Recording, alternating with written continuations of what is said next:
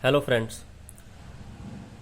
Topic हमारा चल रहा है गुरु का गोचर के बारे में कि गुरुदेव जो हैं 22 अप्रैल 2023 को राशि परिवर्तन करते हुए 12 नंबर यानी कि मीन राशि से निकलकर मेष राशि में आ रहे हैं। तो हर लगन के लिए वो किस तरह से असर करेंगे। तो आज बारी है कर्क लगन वालों के लिए यानी कि कैंसर असेंडेंट वालों के लिए कि इन लगन वालों के लिए गुरुदेव जो हैं वो 10वें घर में आ रहे हैं। तो 10वें घर में आए हुए गुरु महाराज किस तरह से इनको रिजल्ट देंगे। 10वां घर है हमारे हाईएस्ट लेवल ऑफ कर्मा का। 10वां घर को हम अपना कर्म क्षेत्र बोलते हैं, हाईएस्ट लेवल इन पब्लिक कि कर्म के द्वारा, अपनी मेहनत के द्वारा हम अपने 10वें घर के रिजल्ट को एक्टिव कर सकते हैं। 10वां आपका किंगडम है जो आप अपनी मेहनत से, अपने हार्ड वर्क से तैयार करते हैं, यानी कि जैसी हार्ड वर्क वैसा आपका साम्राज्य। और गुरु महाराज जो कि कुंडली में 9वें और छठे घर के मालिक हैं वो 10वें घर में आ गए हैं, यानी कि आपका किस्मत का मालिक और आपका रोग ऋण शत्रु का जो मालिक है वो उठकर 10वें घर में आ गया है कर्म के भाव में। अब कर्क लगन वालों के लिए ये आने वाला 1 साल के जो करीब है वो कैसा निकलेगा। काल पुरुष की कुंडली के अनुसार 10वें घर पर जो मालिकाना हक है वो शनि का बनता है।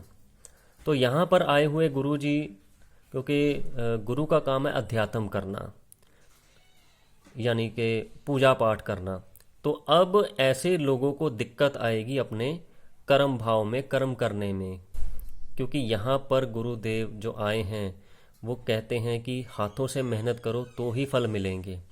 आराम से बैठकर खाओगे तो कहीं ना कहीं आपको नुकसान हो जाएगा। इसलिए आपको अपने हाथों से मेहनत करनी बहुत ज़रूरी है, क्योंकि 12वां घर अध्यात्म से जुड़ा हुआ है, हमारी स्पिरिचुअल एक्टिविटी से जुड़ा हुआ है।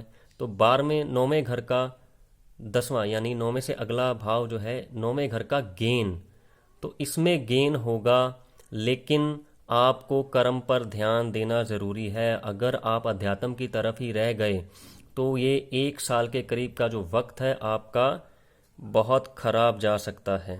तो आप मेहनत करने पर ज़्यादा ध्यान दीजिए। अध्यात्म से जुड़े हुए चीज़ें चलती रहेंगी, क्योंकि ऐसे पर्सन कई बार क्या करते हैं, लोगों के लिए जो काम करते हैं ना वो बिना पैसे के करना शुरू कर देते हैं, या किसी को किसी चीज़ों में ज़्यादा डिस्काउंट देना शुरू कर देते हैं, क्योंकि गुरु है ना, गुरु का तो काम है बांटना, नॉलेज देना। तो कर्म के क्षेत्र में बैठकर कर्म को बांटना शुरू कर देते हैं। तो इस वजह से कई बार क्या होता है कि व्यापार नुकसान में आना शुरू हो जाता है। धर्म को लेकर चलोगे तो लॉस उठाना पड़ेगा, क्योंकि ये कर्म का भाव है, तो यहाँ पर आपको कर्म को एक्टिव करना पड़ेगा। तो इसलिए चुस्ती और चालाकी से आपको 1 साल तक रहना पड़ेगा। कर्म नहीं किया, पैसे नहीं लिए, किसी को डिस्काउंट दे दिया या किसी को फ्री में चीज़ दे दी, या कई बार क्या होता है कि आदमी पैसे मांगने में ही शर्मा जाता है कि काम तो कर दिया, चलो छोड़ो यार, क्या पैसे मांगने हैं, देना होगा तो दे जाएगा, वरना नहीं आए तो ना सही। लेकिन यहाँ पर नहीं चलेगा, क्योंकि ये आपको लॉस की तरफ ले जाएगा। गुरु की जो 5वीं दृष्टि है वो आपके 2nd हाउस पर आ रही है। 2nd हाउस हमारा धन का, हमारी वाणी का, हमारा कुटुंब का।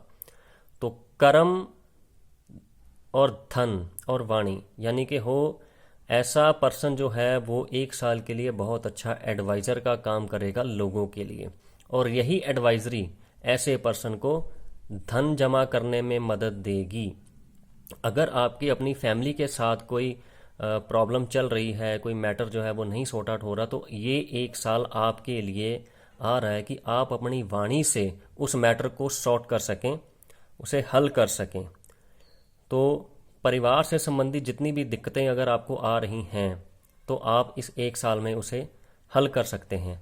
2nd ये हमारा लगन है, ये उससे अगला भाव यानी हमारी ग्रोथ, तो फैमिली की ग्रोथ। तो ऐसे पर्सन जिनकी फैमिली प्लानिंग रुकी हुई है या शादी के जो है योग रुके हुए थे, तो अब वक्त है आपकी फैमिली प्लानिंग का, आपके शादी करने का।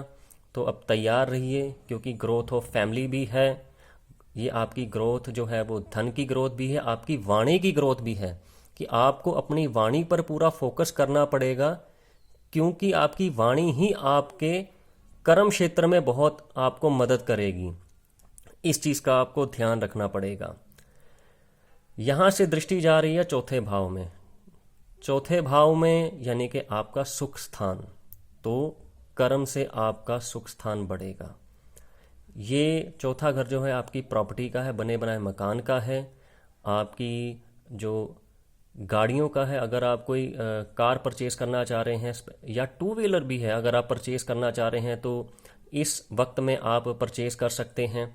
अगर आप मकान लेने का, मकान को रेनोवेट करने का, उसे कंस्ट्रक्ट करवाने का सोच रहे हैं, तो ये एक साल आपके लिए बहुत अच्छा आ रहा है।